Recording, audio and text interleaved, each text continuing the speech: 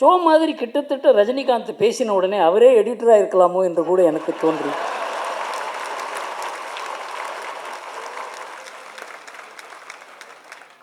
அவர் ஏன் ஷோ பண்ணலன்னா என்னை விட அதிகம் பணம் சம்பாதிக்கிறவர், அதனால் அவரை கொண்டு இதிலேயே எழுதும்.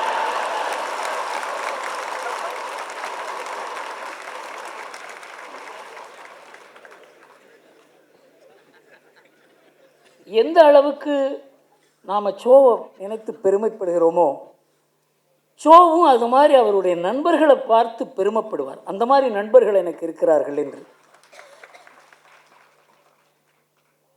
ஷோவுக்கு புகழஞ்சலி என்று கூறும்பொழுது என் மனதில் புகழ்னாலேயே திகட்டி போன ஒருவருக்கு புகழஞ்சலி எதற்கு என்று எனக்கு தோன்றியது. ஆனென்றால் வேறு வார்த்தை கிடையாது. அவர் அனுதாப கூட்டம் என்றாலே அவருக்கு பிடிக்காது. அதென்றால் அனுதாப கூட்டம் இல்லை என்றால் என்ன என்று கூறுவது? நம்ம பிரதம மந்திரியை வேற பேச சொல்லி இருக்கிறோம். அங்கே வட இந்தியாவில் ஸ்ரத்தாஞ்சலி என்று கூறுவார்கள்.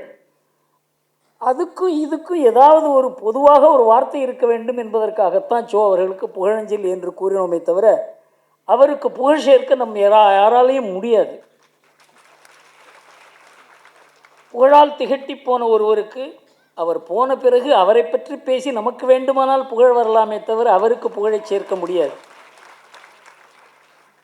துக்ளக் என்பது ஒரு திறந்தவெளி பல்கலைக்கழகம். இது போன்ற ஒரு பத்திரிகை, ஆசிரியர், வாசகர் கூட்டம், அதாவது இதை நேரடியான ஜனநாயக பத்திரிகை மாடல். இது போன்ற ஒரு மாடலை உருவாக்க வேண்டும் என்றால் ஷோ மாதிரி ஒரு ஜீனியஸால் தான் அது முடியும்.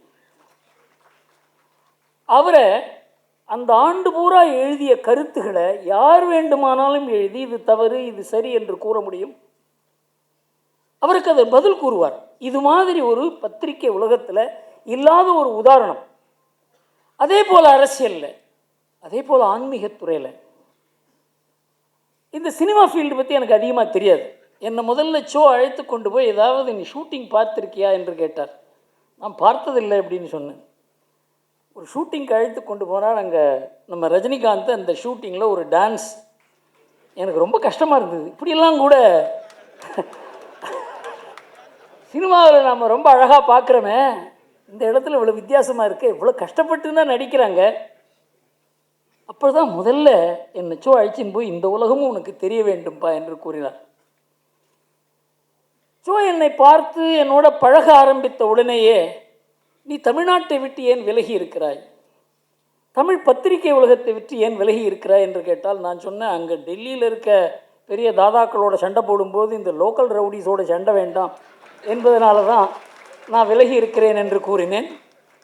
ஆனாலும் தமிழ் உலகுக்கு நீ உன்னை அறிமுகப்படுத்த வேண்டிய ஒரு கட்டாயம் இருக்கிறது. ஏனென்றால் துக்ளக்கை பின்னால் யாராவது நடத்துவதற்கு ஒரு ஆளை நான் தேர்ந்தெடுக்க வேண்டும் என்றால் அதை உன்னைத்தான் மனதில் வைத்திருக்கிறேன் என்று அவர் கூறியது 1990, 89. அந்த சமயத்தில் தான் அவருக்கு பங்குதாரரான ராம்நாத் கோயங்கா தான் எங்கள் 2 பேரையும் இணைத்தார். அவர் சொல்லுவார், ஷோ இஸ் அன் இன்டலெக்சுவல் கூண்டா அப்படிம்பார். ஏனென்றால் இந்த அறிவுஜீவிகளுக்கு யாருக்கும் முதுகெலும்பு இருக்காது. அவர் முதுகெலும்பு உள்ள மனிதன் மாத்திரம் அல்லாமல் தெருவில் இறங்கி சண்டை போடக்கூடியவரும் கூட. ஏனென்றால் ஷோ ஒரு இடத்துல பின்வாங்கியது கிடையாது. ஒரு ரவுடி எழுந்து கத்தினால் திரும்ப இவர் கத்துவாரே தவிர அவன் ரவுடி, அவனோட நாம் பேச்சு வச்சக்கூடாது அப்படின்னு நினைக்க மாட்டார். ஏனென்றால் ரஜினிகாந்த் அவர்கள் கூறியது போல ஒரு சாதாரணமான மனிதனுடைய குணமும் அவருக்கு இருந்தது. இதை நான் பல வகையில் பார்த்து நானும் ஷோவும் ஒன்று போகிற விஷயங்கள் நிறைய இருந்தது. ராயர் ஹோட்டலுக்கு போய் வடை இட்லி சாப்பிடுவதிலிருந்து இந்த நாட்டினுடைய பல பிரச்சனைகளில் எங்கள் 2 பேருக்கும் கருத்து ஒற்றுமை இருந்தது. எங்களுக்கு வித்தியாசம் இருந்த ஒரே விஷயமே அவருக்கு எலக்ட்ரானிக் கேட்ஜெட்ஸ் அவருக்கு பிடிக்கும், எனக்கு பிடிக்காது. என்னுடைய பொருளாதார கருத்துக்கள் எனக்கு பிடிக்கும், அவருக்கு பிடிக்காது. அவர் நிறைய சொல்வார், உங்கள் பொருளாதாரத்தை என்னால் ஏற்றுக்கொள்ளவே முடியாதுன்னு. இந்த கேட்ஜெட்ஸ் யூஸ் பண்ணுற வரைக்கும் என்னுடைய பொருளாதாரம் புரியாது சார் என்று கூறுவேன். ஆனால் அவருக்கு என் பேரில் என்னுடைய பொருளாதார ஞானத்தில் அவருக்கு ஒரு நம்பிக்கை உண்டு. ஏனென்றால் நீங்கள் நாணயமாக எழுதுகிறீர்கள், உங்களுக்கு இதில் ஒரு லாபம் இல்லை. உங்கள் துறையில் இருப்பவர்களுக்கு எதிராகவே நீங்கள் எழுதுவதனால உங்கள் நாணயமாக இருக்கிறீர்கள் என்பதனால தான் இந்த கருத்தை போட விரும்புகிறேனே தவிர இது எனக்கு புரிந்து அல்ல என்று கூறுவார். துக்ளக் ஆரம்பித்த காலம் இருண்ட காலம்.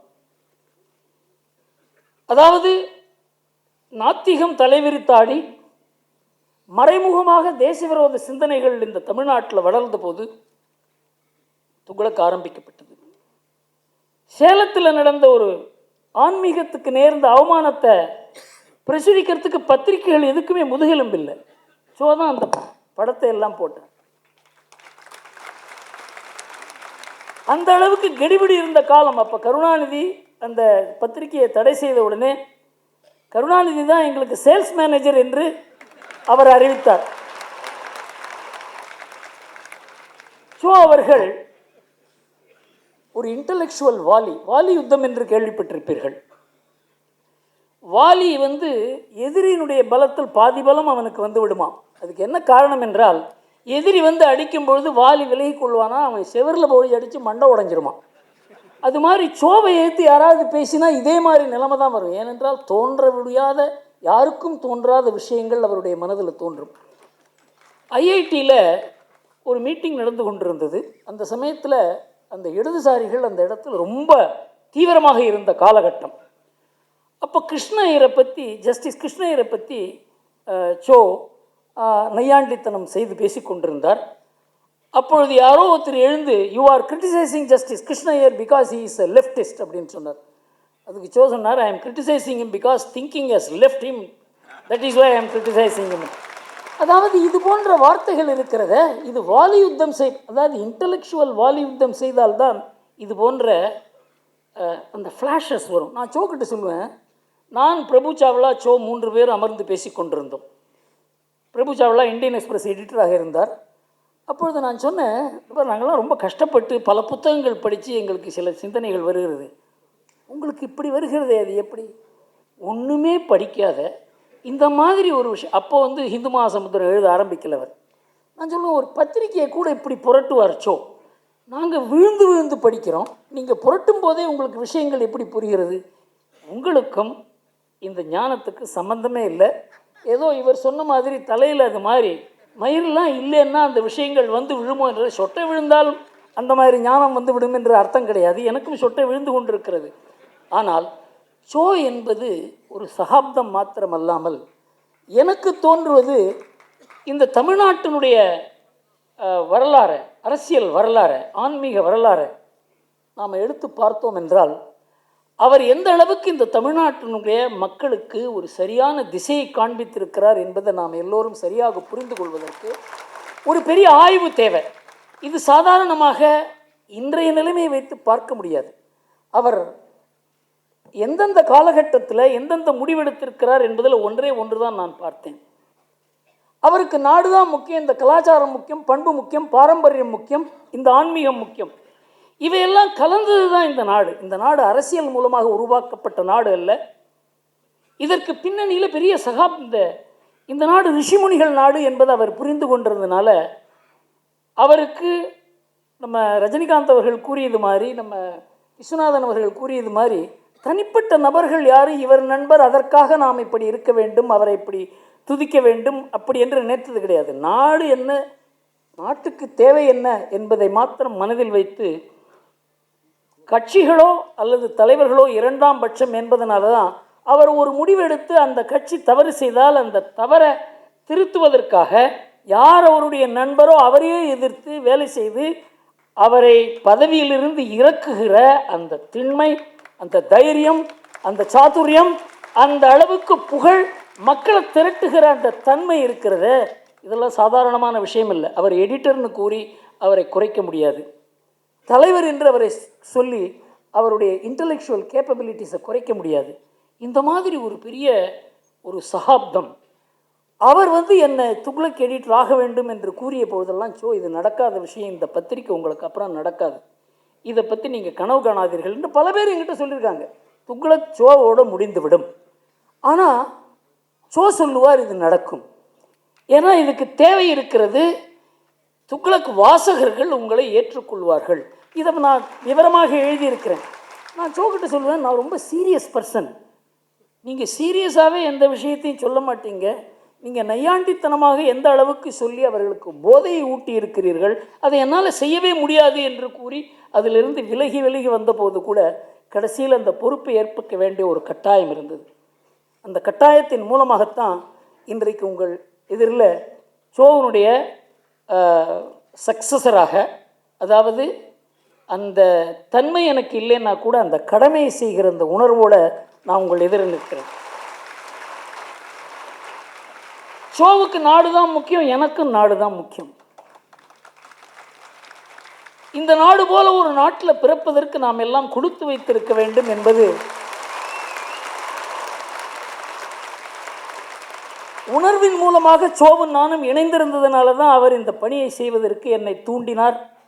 அந்த பணியும் எனக்கு வந்தது. இதன் மூலமாக எந்த அளவுக்கு எனக்கு மற்ற வகையில் நஷ்டம் என்பது சோவுக்கு நன்றாக தெரியும். அவர் என்னிடம் கூறுவார், இனிமேல் நீங்கள் பணம் சேர்க்க வேண்டிய அவசியம் இல்லை, சம்பாதிக்க வேண்டிய அவசியம் இல்லை, இந்த வேலையில் உங்களுக்கு பணம் கிடைக்காது நிச்சயமாக தெரியும், ஆனால் இந்த வேலையை செய்ய வேண்டும் என்று என்னை தூண்டி அதில் என்னை இறக்கி இருக்கிறார்.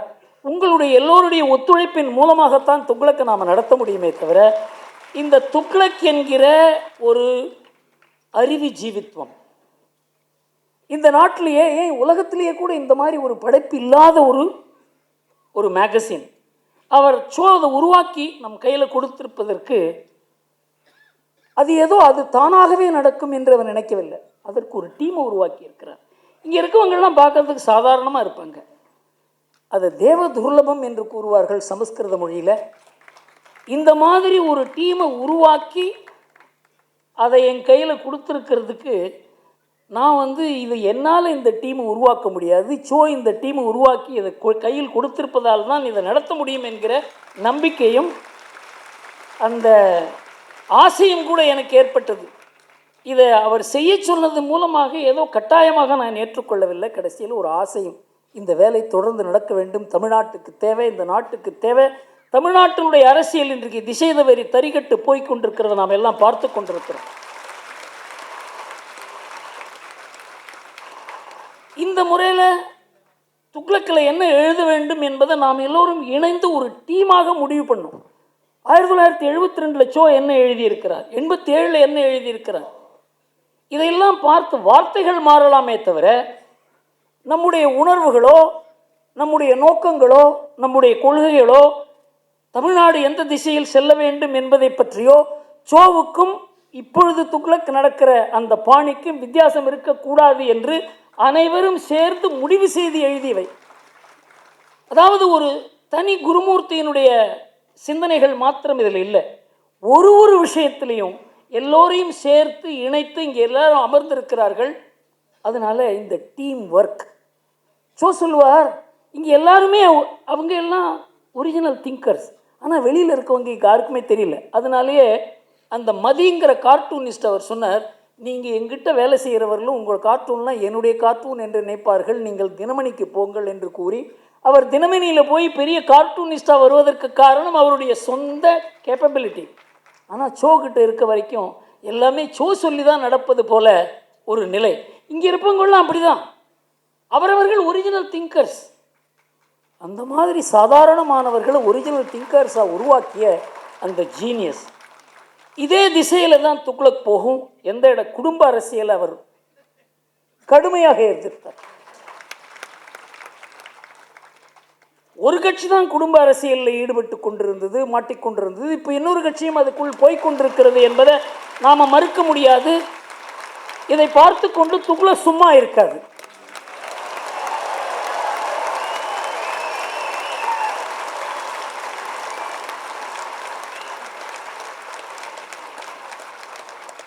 அதுக்குள்ளேயே பல பேர், ஏன் சார் உங்களுக்கு ஏன் இவ்வளோ வம்பு, உங்கள் பேர குழந்தைகள்லாம் பள்ளிக்கூடம் போகிறாங்களே, ஜாக்கிரதையாக இருங்க சார். என்கிட்ட சில பேர் பேசுனாங்க, ஏன் சார் இப்படி எழுதுறீங்க அப்படின்னு. நான் எழுதுவதற்கு காரணம் உங்களை கண்டு எல்லாரும் பயப்படுவதால் தான் நான் இப்படி எழுதுகிறேன் என்று கூறினேன்.